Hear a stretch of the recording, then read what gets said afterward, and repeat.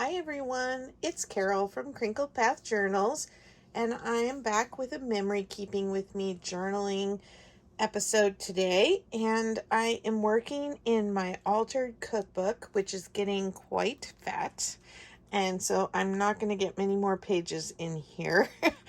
This is a series that I do on a regular basis on my channel. If you're new here, I've been away from journaling a little bit. I've been posting some Thrifty Thursdays and some of my Sunday Snappy Snippets collaboration videos, and I've been doing some eco dyeing. I wasn't as comfortable sitting at my desk and working in my book because I had shoulder surgery. So you've heard way too much about the shoulder surgery by now, I'm sure, if you've watched any videos.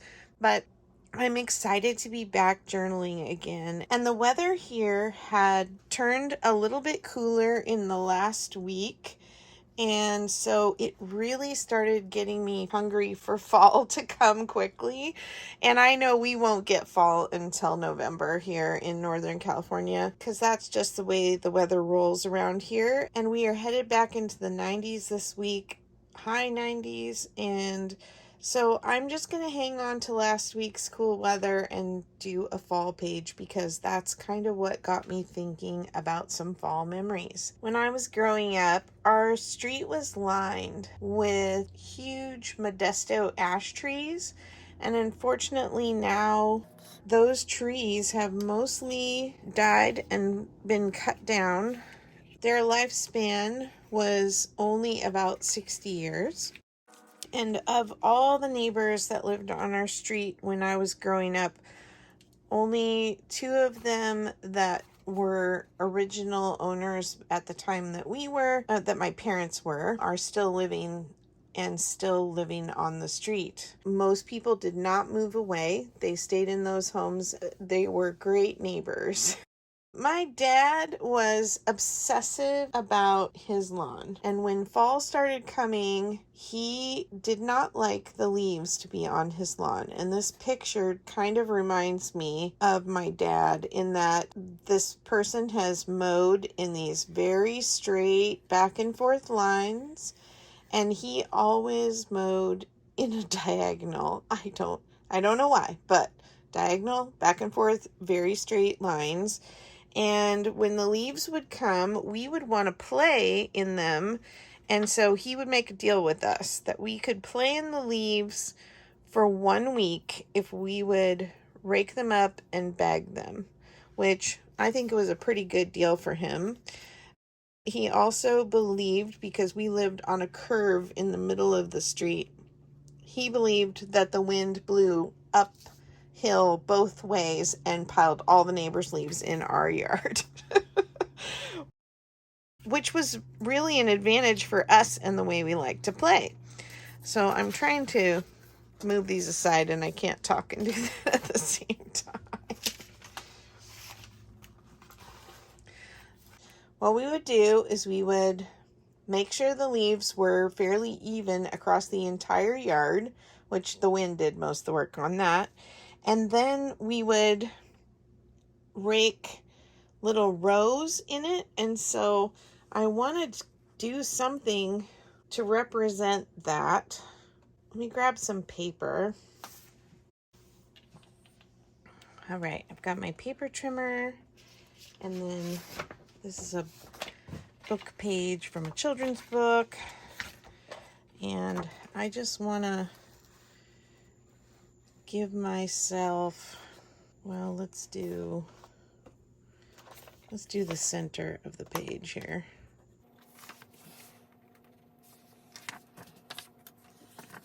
Yeah, so we would rake the leaves into rows, and we would make elaborate mazes, and we would make roads with city places, or we would make rooms in the leaves so that we could play house. I don't know that I have a straight edge on this. Let's see, that might work. When my girls were growing up, I used to read a book to them called Roxaboxen, and it was about children in Arizona where they didn't have leaves to play in because they were in the desert, but they would use rocks and boxes to build a city, and then they would play. It reminded me so much of the kind of play that me and my neighbor friends would do in these leaves. All right, I grabbed some paper out of my scrap bins and I got some little leaf punches. I'm gonna punch a bunch of leaves, so I will fast forward this part.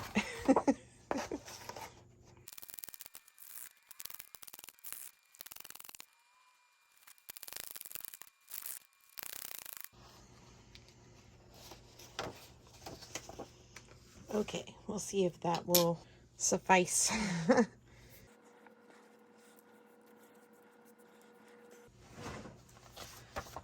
I'm gonna do this page, but because my book is so fat and it's slanted, I think it might be easier to start by working over here, and then I can just glue it over to that side once I get done. So there was a tree in the middle of the yard, and I kind of want to leave a spot for it on our grass here, and I want to give it some roots. It's a little too big, and I don't want the tree to look like a starfish with my roots. But now that I mention that, it's making me think. My husband and I just came back from Santa Cruz and Monterey for this last weekend. My husband had some work conferences he was helping with. And in Northern California, the best time to go to the beach is between September and November. Southern California, summer beaches. Northern California, fall. Sometimes you can get lucky in the spring, but you don't want to be on the beach in the summer, really, unless the heat is driving you crazy and you want to just be cold. I would paraphrase because I don't remember it exactly, but there's, I believe, a Mark Twain quote, something about my coldest winter day was a day in July in San Francisco. And that's true. Just on the coast, it's very chilly and foggy in the summer here in Northern California.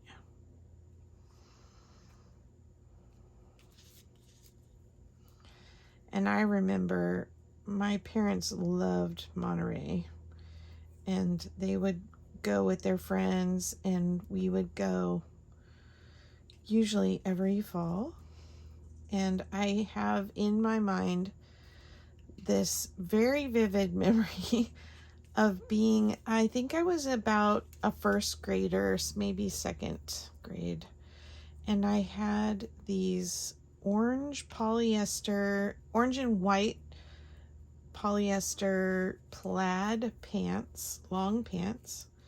And I was wearing Mary Janes and socks and a white turtleneck that probably came as a set with the pants because it had an orange collar and little orange buttons. And we were at the beach in Carmel, a huge white sand beach, and you have to go down this really steep hill to get down to the water. And we were all on our picnic blanket enjoying our picnic, and I walked down to the water and was kind of playing tag with the waves, and all of a sudden a big wave came, snuck up and knocked me on my fanny in the water, and my polyester pants were just stuck to me. Oh, that's the most miserable feeling. I think maybe the only thing that's worse is wet jeans. Heavy, wet denim, you know. So, okay, I'm just kind of laying out my little house here because this is what we would do. We would pile the leaves, and then I got to give myself a front door here, leave an opening.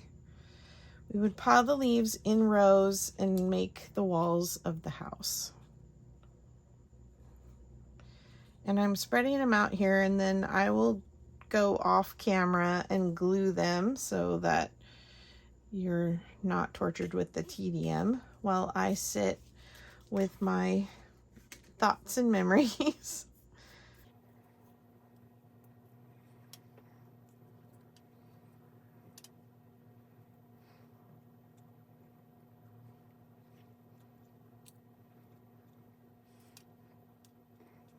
Looks like I'm gonna need to punch some more.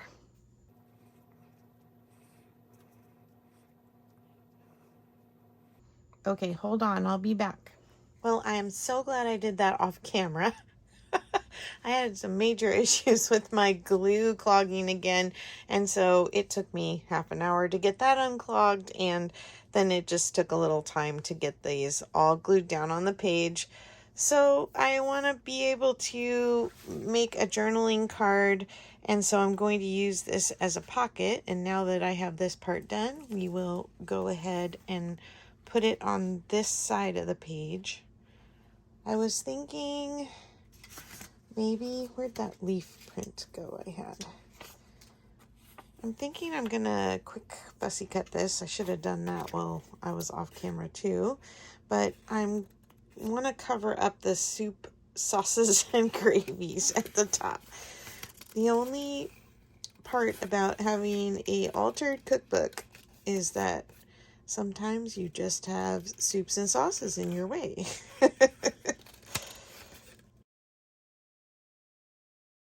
So do you have a fall memory that takes you back to your childhood or someplace your family would go or something you would do that really ties to fall for you?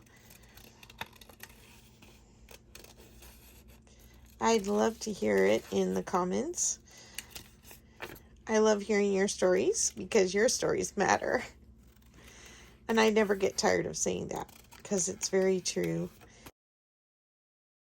If looking back at memories is sometimes more painful than pleasant, I highly encourage you to look at one of my first videos I ever made about memory keeping for healing.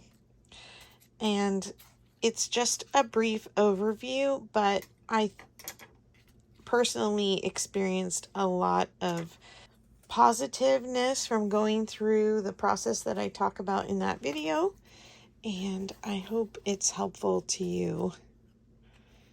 Let's see. Do I want to leave it sticking out the top a little? What's on the back? Oh, it's just white.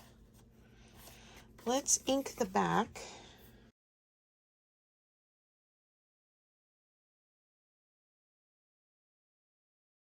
Let's hope my glue is going to work for me. I still have the tip soaking in the sink, but at least I got the bottle functioning again.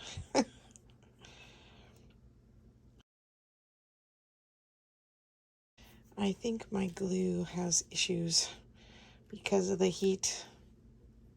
Another reason to be looking forward to fall.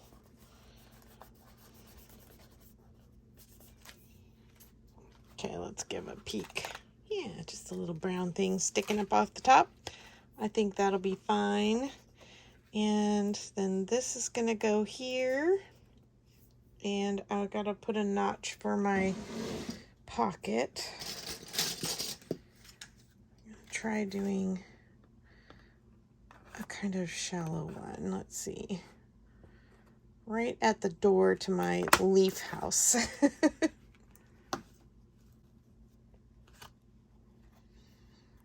And I'm gonna take this and I'm gonna glue it right there to cover up the words. So let's see if I can get it in the right place.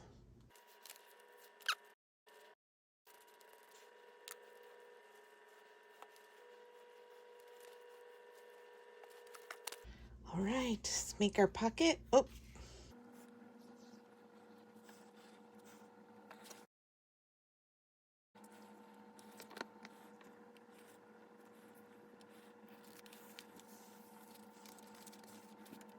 Cute.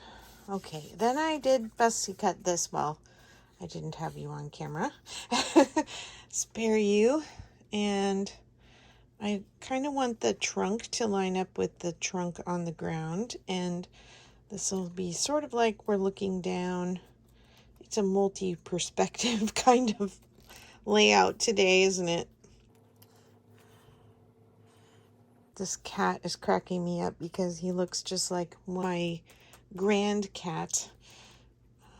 My youngest daughter has a cat, her and her husband, and he lives here on the property with us. They live in another tiny home on the property.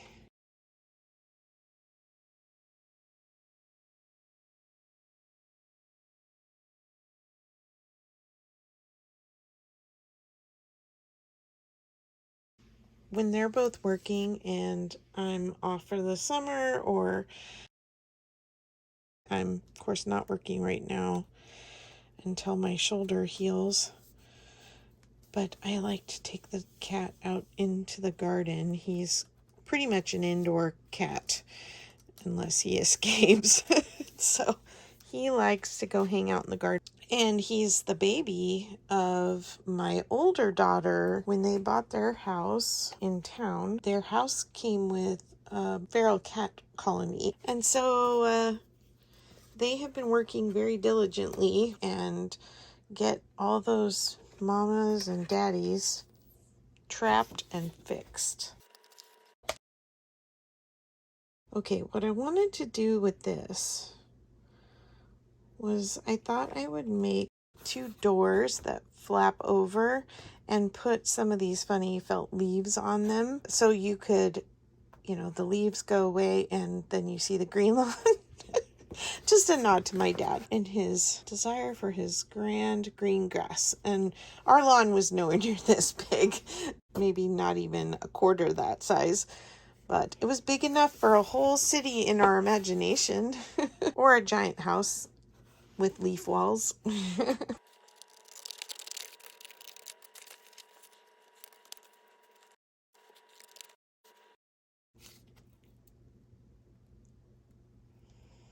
All right, now I need some washi tape. All right, I grabbed a few.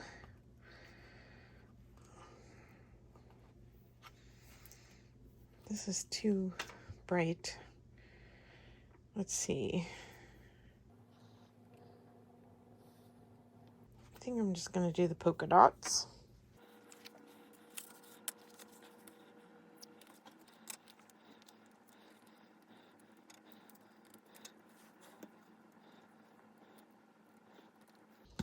Just reinforce it a little bit, since washi tape can be unpredictable. Oh wait, I don't want it on that side. I want it on this side. Okay.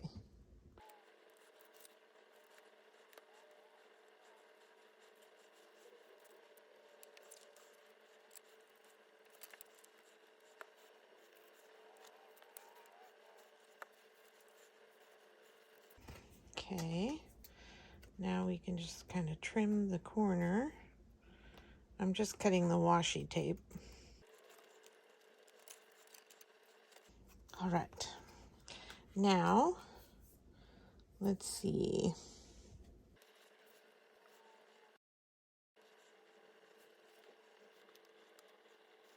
I'm not as big a fan of the red one. Let's see.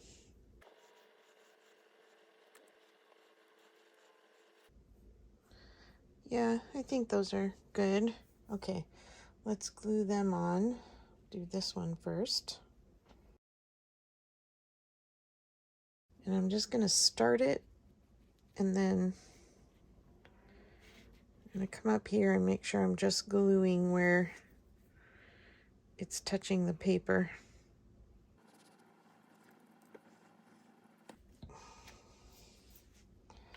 Okay, now this guy. And I don't want to glue him to the other leaf.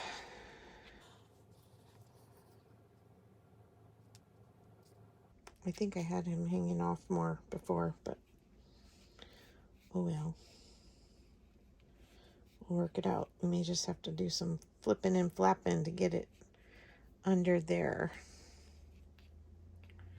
Or do it that way. That works. Okay. Let's get this one out of the way. Let's glue this happy little leaf in place. Felt really wants to absorb the glue. So it's probably a good thing I'm being a little heavy-handed with the glue today. Okay, I'm gonna trim this pitiful little stem off. Okay, and then this guy, maybe I'll change it up a little and put it up a little higher.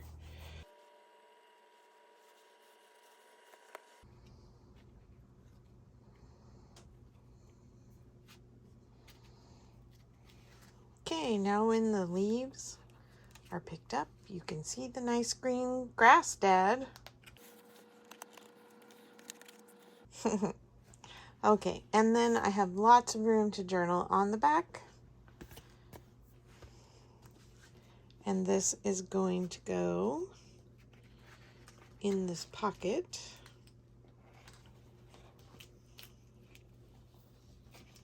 Smash it in there really good while it's drying. Okay, and then last but not least, I like using some kind of vintage item from the era, and I have this 1970s open house card. It is Hallmark, and I thought I would put it down here for some additional journaling, and just because it's awfully cute. I will make it a flip, and then I can journal behind it, and I can journal inside of it about this being our house, because if you didn't watch the video or see me make the page, you would not know what these lines of leaves meant unless you read the journaling, I guess. So I just think it's funny that that was our house or our town, and that was just so fun.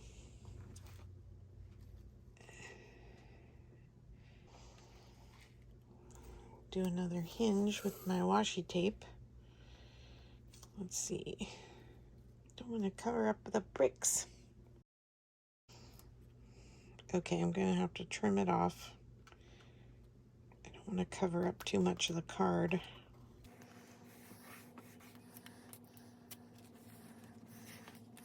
I'll flip it down and I'll glue it really good on the back here.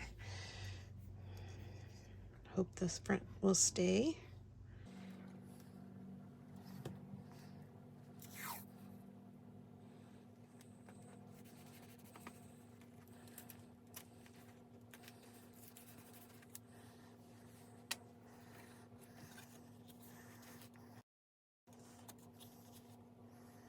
I think I'm going to have to put a little something on there to keep it from popping open because the page is a little bent.